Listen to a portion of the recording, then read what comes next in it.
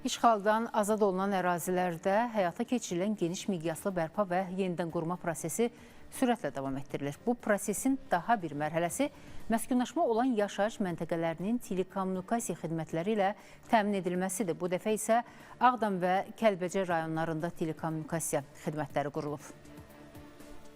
Ağdam rayonunun şəhər mərkəzi, Sarıcalı, Kəngəri və Xudurlu kəndlərində və Kəlbəcər rayonunda məskunlaşma ilə olan yaşayış məntəqələri, o cümlədən də fəaliyyət göstərən biznes subyektləri telekommunikasiya xidmətləri ilə təmin edilib.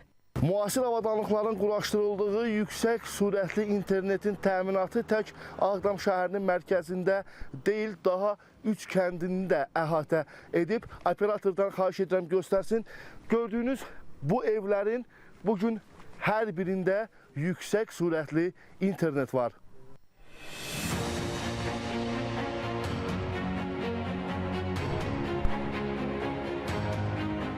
Ağdam rayonu ərazisində internetlə daxil olmaqla telekommunikasiya xidmətləri ümumi olaraq 974 ev təsərrüfatı və 23 biznes subyektini, Kəlbəcər rayonunda isə 121 ev təsərrüfatı və 22 biznes subyektini əhatə edib.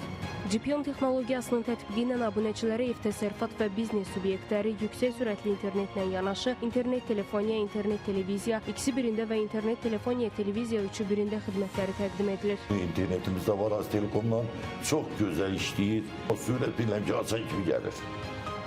İnterneti vuran kimi, YouTube'u vuran kimi gəlir qardaş. Rahat internetlə danışırıq. Bunu niyə eləmir ki? Bundan yaxşı nə olmalı ki? Hər gözəl, hər şey gözəl.